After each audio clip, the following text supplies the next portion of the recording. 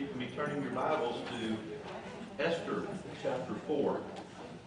Esther chapter 4.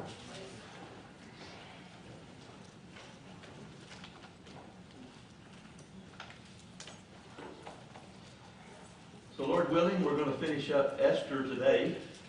Wednesday night, I want to go back and finish up Ezra, the last chapter 7 through 10 of Ezra. Then we will study the book of Nehemiah. We've got about 7 class periods as I see it, and we will finish up the Old Testament. We've been here for a tad over 3 years, so about 3 years and 2 months. Brother Owen is going to be teaching the book of Matthew, and that will start Wednesday night, October 17th, Lord willing. But I hope you realize, those of you that have been in part of, or most of this, there's a lot of history about the people of God before Jesus Christ came to this earth in Matthew chapter 1. So I wanted to give you a feel for not only prophetically, but historically, everything that has happened.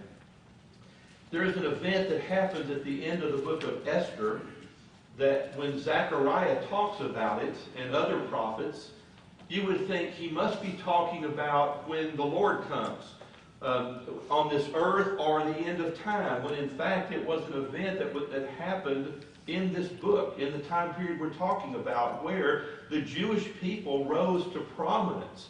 They were the outstanding people on the face of the earth, and they basically overtook the nation of Persia, who ruled the world without one shot, without a single shot.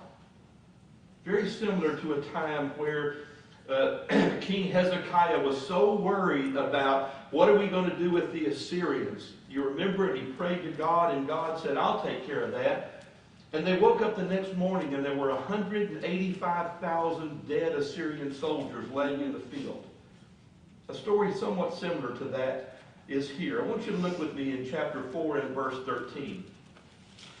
Chapter 4 and verse 13, Mordecai says this to Esther. Mordecai told them to reply to Esther, do not imagine that you're in the king's palace, you can escape any more than all the Jews. So there now has been a letter sent out saying every Jew is going to be killed, and it was going to happen on the 15th day of a particular month. We'll talk about that in a moment. For if you remain silent, verse 14, at this time, relief and deliverance will arise for the Jews from another place. What do you think he's talking about there? If you don't do it, somebody else will. What does he mean? God. God's going to take care of it. God has already determined the outcome. Exactly who gets involved is their business, and that's what he's saying to her. It's going to happen whether you get involved or not. So he says it will arise from another place. When Jesus said to the Jewish people, don't you understand that God could raise up from these stones another generation of people? He doesn't need you. So he goes on and says this in verse 14. And you and your father's house will perish, and who knows whether you have not attained royalty for such a time as this. I want you to think about this for a moment. Here was a relatively young Jewish girl who was a slave. Is it beyond imagination that she could, in a very short span of time, be the king of the man that controlled the entire world? Does that seem a little bit out of the norm? And Esther was a very godly woman, and so certainly she understood there's got to be more at play here than just good luck. There's got to be more at play here than I'm a beautiful woman. And that's exactly what Mordecai is saying. Do you think that this just happened by chance, that you became the wife of the man that runs the world? So in verse 15, 16, and 17, Esther does what she needs to do. And what she does is, she says, you have all the Jewish people mourn for me. And me and the ladies that take care of me, we're going to mourn. And then she makes a statement. And the statement is, in the latter part of verse 16, if I die, I die. If I perish, I'm going to perish. What does that say to you? It's in God's hands. In Daniel chapter 3, with Shadrach, Meshach, and Abednego, they had another chance to basically bow down to the king. And they said to them, we don't need to give you an answer on this, O king. I'm going to tell you right now, we believe that God will deliver us, but if he does not, what did they say? We'll just die. We will take whatever comes to us. Throughout all of history, when you see the providence of God, what you see is people never knew. Joseph didn't know that he was involved providentially in God's plan. Moses didn't know until the end of his life. But in every single case, they assumed it may have been God's providence, and they reacted as though it was. Now, I would tell you, after we have our prayer, I want to look at the end of this story. This story has more twist than any murder mystery that you want to find on television. And I will tell you, how do you think the story ends up when it's all said and done? How does it end up? In a very simple way. Exactly the way God planned it. Exactly where God wanted it to be. This train was going to come in at the station on time. Exactly what human beings were involved was not an event. So we're going to have a prayer, and I want you to take a look at beginning in chapter 5. Vance, will you lead us in prayer, please? Heavenly Father, we come to you in prayer. We thank you so much for this day, for the ability to assemble. We thank you, Heavenly Father, for the rain and sunshine, and for all the food, shelter, and measure of health you give each and every one of us. We pray, Heavenly Father, as we study your word, we're able to listen, understand it, and apply it to our lives. We pray, Heavenly Father, you be with those of our number that are ailing and sick and couldn't be here. Restore them, Heavenly Father, as your will dictates. We pray, Heavenly Father, that we can all continue to help each other and love each other and grow as Christians. This is our prayer in Jesus' name. Amen. So let's do a quick overview of chapter 5. Esther chapter 5. So the one thing that Esther says is, I can't just open the door to the throne room and walk in and talk to my husband. He has to invite me there. But she decides in chapter 5 and verse 1, on the third day after they have now mourned, she walks in, and Ahasuerus or Xerxes is on the throne, and he sees his wife, and he tips the golden scepter at her, and he says, come in, sweetheart, tell me what's on your mind. You know that this is against the law, and so there must be something important on your mind, so come on in here. Let me tell you something that's important. All of the kings, the 4 kings that we're talking about, and that would be Cyrus, Darius, Xerxes, or Ahasuerus here, and Artaxerxes, were all godly men. They were God-fearing men. And they also, this man loved his wife. And he had great respect for her. Did he know that she was Jewish? He had not a clue.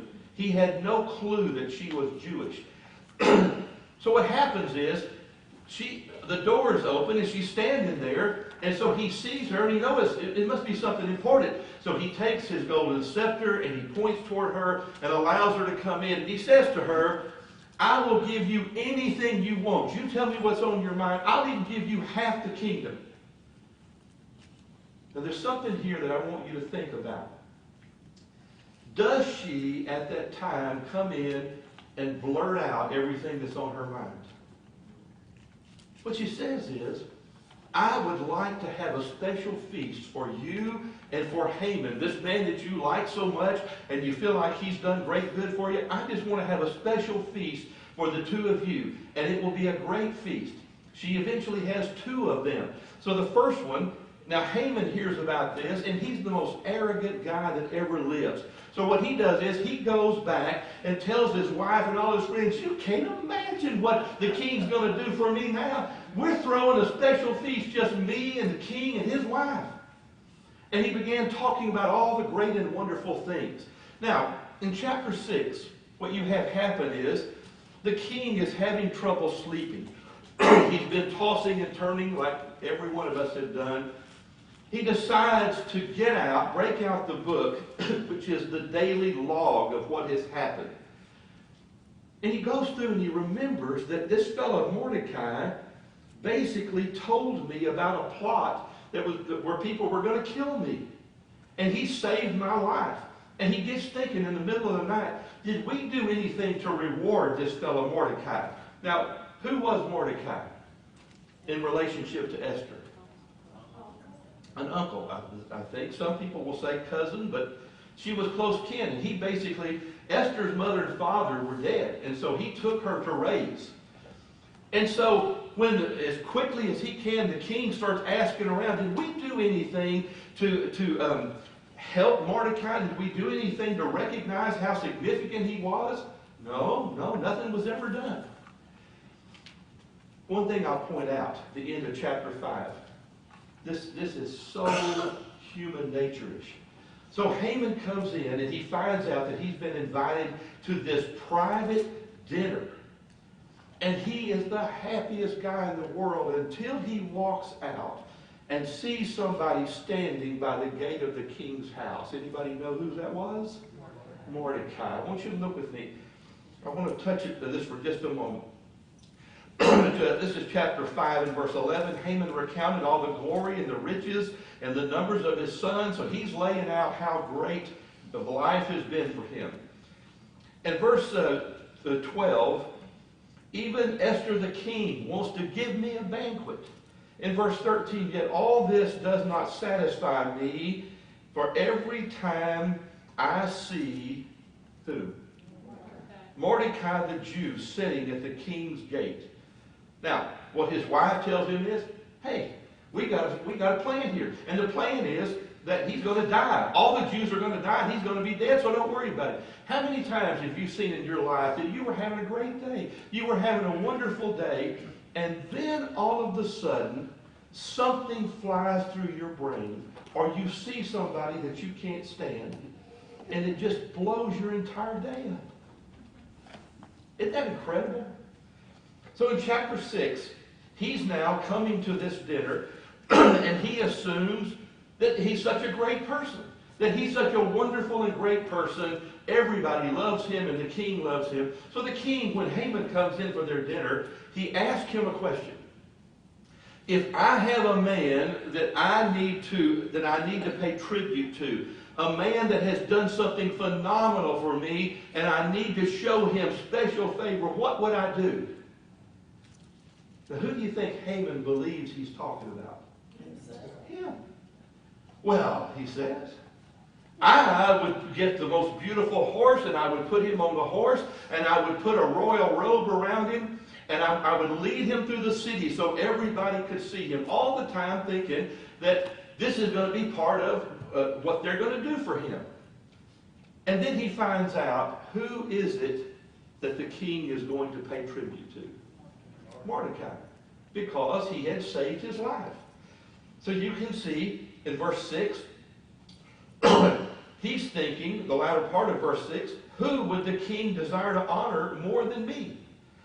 So Haman said to the king, for the man whom the king desires to honor, let him bring a royal robe and that the king has worn, and the horse on which the king has ridden, and on his head a royal crown. All this time believing this is about to happen to him. In verse 10, then the king says to Haman, take quickly the robe and the horse that you have said, and do so for Mordecai, the Jew, who is sitting at the king's gate. Do not fall short of anything that you have said.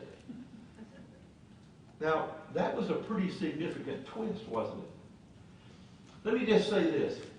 Are there times in life where you either have a little too much self-image, or not nearly enough self-image. You have a very bad self-image, and it clouds everything that comes into your brain, so you're not seeing things clearly. You ever had that happen to you? I'd say virtually every human has. Haman couldn't even imagine, it couldn't enter his brain that the king might be talking about somebody else. That's why he says, well, who in the world would he want to honor more than me? So what you have happened is he comes back and says to his wife what just happened, and he is just distraught over this turn of events. And she makes a decision. She tells him something. And what she tells him is, this is what I think you ought to do. In the middle of the night, you ought to build a gallows. What is a gallows? Well, people are hung. Now, unlike the Romans, who crucifixion was a common despicable death, to the Persians, hanging was. And the higher the gallows meant something. What did it mean? The worse the offense. The more people can see you. This gallows, you've watched Westerns. I love TV Westerns. So most of the hangings that you see depicted in Westerns, how high is the gallows? 6 feet, 8 feet, 75 feet, 75 feet. He builds this in the middle of the night, and he says, this is what we're going to do to Mordecai. Yeah, you're going to have to lead him through town, and you're going to have to have a little humble pie put on you, but we'll take care of him. You don't worry about that. So in chapter 8, what you see in chapter 8 is, on that day, King Ahasuerus gave the house of Haman, this is chapter 7 and verse 10. This is the classic twist. In chapter 7 and verse 10, let's look in verse 6, chapter 7 and verse 6. Esther said, a foe and an enemy. This is the second dinner. 2 nights in a row they have a private setting, and it's the second dinner that she decides to lay out exactly what's on her mind. The king knew her well enough to know there's something more than you want to have a special dinner with Haman. What's going on? And so she says in chapter 7 and verse 6, and Esther said, a foe and an enemy is the wicked Haman. And Haman became terrified. So she's saying, my people, I'm a Jewish woman, and my people are going to be destroyed because a man talks you into signing a document. Well, who was that man? And she makes known who he is in verse 6. And the king arose in verse 7 in his anger from drinking wine and went to the palace garden. But Haman stayed to beg for his life from King Esther, for he saw that harm had been determined against him by the king. Now when the king returned from the palace garden into the palace where they were drinking wine, Haman was falling on the couch where Esther was. Then the king said, will he even assault the queen in my house? Now that's what he thought. Now what was he actually doing? What was Haman doing on the couch here where Esther was sitting? He was begging for his life. But when the king walked in, it looked like he was attacking her. And he says, not only do you want to kill all the Jews, you're going to try to attack my wife in my house? So what happens then? They make the decision what they're going to do. And in verse 10, they hanged Haman on the gallows which he had prepared for Mordecai, and the king's anger subsided. Now I want to talk about this for just a moment. It begins with an arrogant man who believed that the king was going to honor him. And so when he gets asked the question, well, what should I do, Haman, to honor somebody who has not received the honor that they deserve? Oh, I will do all these things. And then he says, well, that's exactly what I want to do to Mordecai, and don't back up 1 minute. You do every single thing that you said. That was the first turn of event. And so then the next plan is, we're going to hang Mordecai so everybody can see him. And who got hung on that gallows? Now, oftentimes, amongst human beings, we will use several sayings that come from this story. A man was hung on his own noose. or a man was hung on his own gallows. And what basically is meant by that, I think you all know, is I'm planning in my mind how I can get rid of somebody, how I can make somebody's life terrible. I'm laying awake at night. I can't go to sleep. I'm thinking and I'm thinking and I'm thinking. And eventually, that exact thing or something very similar to it happens to me. And we make the statement, that man was hung or that woman was hung on her own noose. And it comes from this story. But we're not through. In chapter 8, now what happens is the king gives Esther and Mordecai all of Haman's stuff. He was a wealthy, wealthy man. He controlled a pretty good portion of the world. And all of that was not given to his 10 sons, but it was taken away and it was given to Mordecai. Now look at what happens in chapter 8. On that day, King Ahasuerus gave the house of Haman, the enemy of the Jews, to Queen Esther, and Mordecai came before the king, and Esther had disclosed what he said to her. And the king took off his signet ring, which he had taken away from Haman, and gave it to Mordecai. And Esther set Mordecai over the house of Haman. If you look down here in verse 6, now, there's a lot more going on because there has been a law written. Mordecai knew about it. He carried the information to Esther. But there is a law that can't be revoked in place, and the time is clicking. What did that law say? All Jews in the world were to be annihilated on a particular day. So there's still a lot of work that needs to be done here. So what you can see is in verse 8. This is chapter 8 and verse 8. So she says, well, what do we do about this? I know that this law can't be revoked. And he says to her, I've just given you the entire province, the entire part of my kingdom where all the Jews live, and you're in charge of it, Esther, and you can do anything you want to do. That rule can't be invoked, but you can write another law and make it say whatever you want to say. Now here's the other thing that happened. Now that the world, it gets sent all over the world that the queen of King Ahasuerus is a Jew. And the number 2 person in the world, Mordecai, is a Jew. What is the chance that people are going to, on the 15th day of the next month, are going to head out and just start slaughtering Jews all over the world? Now, in verse 8, he says, chapter 8 and verse 8, now you write to the Jews as you see fit, and the king's name, and seal it with the king's signet ring for a decree which has been written in the name of the king, and seal it with the king's signet ring and that cannot be revoked.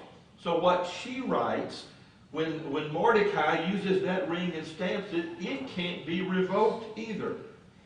In verse 10, he wrote in the name of King Ahasuerus and sealed it with the king's signet ring, and sent letters by couriers on horses riding on steeds sired by the royal stud. Made sure they knew that this was official. This was from the king. In verse 11, in them the king granted the Jews who were in each and every city the right to assemble and the right to defend themselves, to destroy and kill, and to annihilate the entire army of any people or province which might attack them, including children, women, and plunder the spoils. That's what was signed. Now you're going to find out in just a minute the Jewish people chose not to do most of that. And we'll see that in just a moment. In verse 13, so they're now riding out on horses, on studs that had been sired by the king's special horse. And everybody knew it. So they knew this was official. In verse 13, a copy of the edict to be issued as the law in each and every province was published to all the people, so that the Jews should be ready for the day to avenge themselves of their enemies. And the couriers hastened, and impelled by the king's command, went out riding on royal steeds, and the decree was given out in Susa, the capital. That's where it began, and it moved on from there. In verse 15, Mordecai went out in the presence of the king in a royal robe, in blue and white, with large crowns of gold, and a garment of fine linen and purple, in the city of Susa, shouted and rejoiced. This man was a pariah before this. He was hanging around because he wanted to be able to have some contact with Esther, and all of a sudden he now walks out on this balcony, and the whole city is cheering for him. In verse 16, for the Jews there were light and gladness and joy and honor. I'm not going to cover this, but I want you to, if you get a minute, Zechariah chapter 10. Zechariah chapter 10, verses 6 and 7.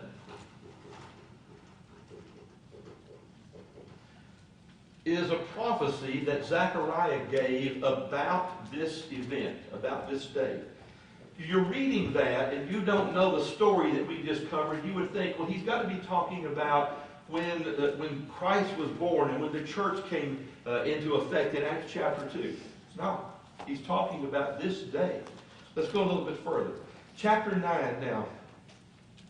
The 12th day, that is the month of Adar, on the 13th day when the king's command and edict were about to be executed. This is the day that it was supposed to happen. On the day when the enemies of the Jews hoped to gain the mastery over them, it was turned into the contrary, so the Jews themselves gained the mastery over those who hated them. And the Jews assembled in their city throughout all the provinces of King Ahasuerus to lay hands on those who sought their harm, and no one could stand before them, for the dread of them had fallen on all of the people. You're going to see this twice. Can you imagine slaves who had been slaves for a long period of time, all of a sudden the world feared them? The world were afraid of the Jews. How did that happen in a short span of time? If I had given you an essay, each one of you, and I want you to write down how Christians in the world in 2018, in 3 months' time, will be the most loved, the most respected people on the planet. How many of you could write a story that would be believable? Because that's essentially what happened. Now, we see a time where we see Christians in the Middle East being destroyed. We see Christians in this nation being made fun of and mocked, and in every single aspect of our life. You couldn't even imagine a situation where Christian people were the most respected, the most honored, the most loved people. But that's exactly what happened here. And it happened in a few days' time. Less than 30 days, the entire world turned upside down. Verse 4. Chapter 9 and verse 4. Indeed, Mordecai was great in the king's house, and his fame spread throughout the provinces, for the man Mordecai became greater and greater. How did he get there? How did he get there? God, somebody said. That's exactly how he got there. In verse 5, then the Jews struck all their enemies with the sword, in killing and destroying, and they did what they pleased to those who hated them. And Susa, the capital, the Jews killed and destroyed 500 men. That's in one city. And he lists all of them, including chapter 9 and verse 10. Who were part of the 500 men that they killed in the city of Susa? Haman's 10 sons. Haman's 10 sons. Now, I can remember a time, not that I lived that long, but I can remember reading about a time where people who had translated the Bible into Latin and into English in the 13, 14, 1500s, you can read a number of them. They had been dead several hundred years. They dug their bones up and did what with them? Burned them. They burned them several hundred years after they had died. Haman's sons are killed, but that's not enough for Esther and for Mordecai. They want something else done with these 10 sons. And so in verse 12, this is chapter 9 and verse 12. The king said to Esther, the Jews have killed and destroyed 500 men and the 10 sons of Haman and Susa. What then have they done to the rest of the king's province? Now, what is your petition? He says, what do you want done next? And she says, it shall be granted to you, and whatever you further request, it shall be done. And Esther says, if it pleases the king, tomorrow also be granted to the Jews who are in Susa to do according to the edict of today, and let Haman's 10 sons be hanged on the gallows. I can remember years ago reading this, and I thought, wait a minute, I don't understand this. They were killed the day before. But there's one thing else she wanted done. She wanted his 10 sons hung on the gallows. So I went back and I looked at a number of commentaries and a number of Bible dictionaries to see, am I reading this wrong? No. Now, why do you think they were killed in the city with 500 other people, but what did Esther want done with their bodies? She wanted them hung on a 75-foot tall gallows so all the city could see. So verse 14, chapter 9 and verse 14, the king commanded it should be done, and the edict was issued in Susa, and Haman's 10 sons were hanged. And the Jews who were in Susa assembled on the 14th day of the month of Adar and killed 300 men in Susa, but they did not lay hands on the plunder. Now, they were given permission to take over all their stuff. That's what the plunder is. They chose not to do that. Going a little bit further, if you take a look at this, verse 23, chapter 9 and verse 23. Then the Jews undertook what they had started to do and what Mordecai had written to them. For Haman, the son of Hammedatha, the Agagite, and all the adversaries of the Jews had schemed against the Jews to destroy them and cast to Pur, that is the lot, to disturb them and destroy them. This was a particular day. It is what we would call the month of April. The 15th day of this month, all Jews were to be annihilated. So they said, and it was written in law, this is going to be a special feast day. This is like our Christmas or maybe Thanksgiving or 4th of July. The word Purim, P-U-R-I-M, just means, is plural. So you write down in the law, not only in Jewish law but in Persian law, these 2 days, the 14th and the 15th day of the month of April, all Jews are going to celebrate for the rest of time.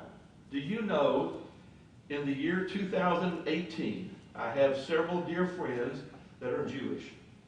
They still celebrate this feast today, the Feast of Purim, P-U-R-I-M. Where did that feast come from? The event right here, when the Jewish people basically took over the world. And they were loved and feared by everybody around. In verse 26, therefore they call these days Purim, after the name of Pur, and because of the instruction of this letter, both what they had seen in regard and what had happened to them. Verse 29, chapter 9 and verse 29. Then Queen Esther, daughter of Abihail, and Mordecai the Jew, wrote with full authority to confirm this second letter about Purim. And they sent letters to all the Jews, to 127 provinces of kingdoms of Ahasuerus, namely words of peace and truth, to establish these days of Purim at their appointed time, just as Mordecai the Jew and Queen Esther had established for them, and just as they had established for themselves for their descendants with instructions for the times of fasting and lamentation. And the command of Esther established these customs of Purim as it is written in the book. Now King Ahasuerus laid a tribute on the land of all the coastlands and the sea, and all the accomplishments of the authority and strength and full account of the greatness of Mordecai, to which the king advanced him, are they not written in the book of Chronicles and in the kings of the Medians and Persians? For Mordecai the Jew was second only to King Ahasuerus, and great amongst the Jews, and in favor with the multitude of kinsmen, one who sought good for his people, and one who spoke for welfare of his whole nation. I'm going to make 2 points and we'll close. How many human beings do you think out here in Brazoria or any place else have ever heard the name Mordecai?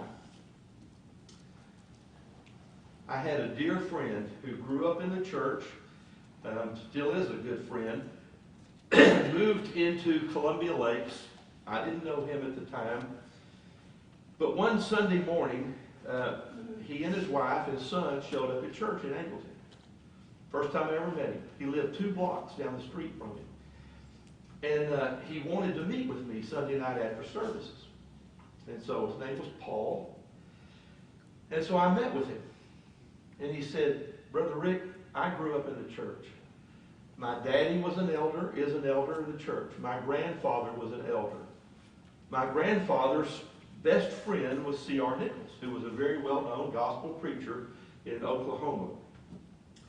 He said, last week, my son in the 1st grade came home and said to me, Daddy, do you know who Noah is? And he said to me, I felt like someone had took an axe and split my head in half. That my son had to learn who Noah was in the 1st grade in West Columbia. Now, they have been faithful Christians now for 30 years, but that was the event that caused that to happen. So you read about Mordecai. He was the 2nd most powerful man on the planet. On the planet. And in this text, even King Ahasuerus, who was that #1 man, said, you couldn't write all the good things that this man did. And his name is only mentioned in this book, in the book of Esther. Now, I want to spend just a minute, and we will close. I want to show you where we are.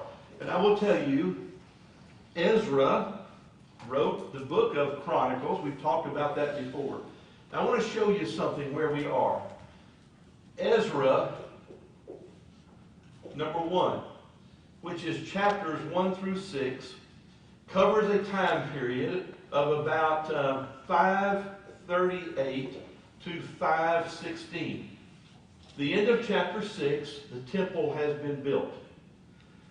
The book of Esther covers a time period of about 480, something in that range, maybe closer to 500, but around 480 to 460 time period.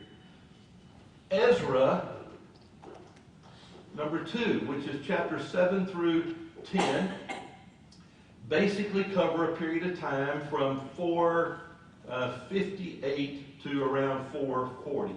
The book of Nehemiah covers 440 BC plus. The reason why we discussed Esther, so we have King Cyrus and King Darius. Who was the prominent king in this time of Esther? Ahasuerus. Who is the primary king in the 2nd half of Ezra and in the book of Nehemiah? His name is Artaxerxes. So I want you to see how these books fit. These are the books that cover the last several hundred years of the Old Testament period of time. That's why we're closing with them. So Esther fits halfway in between these two.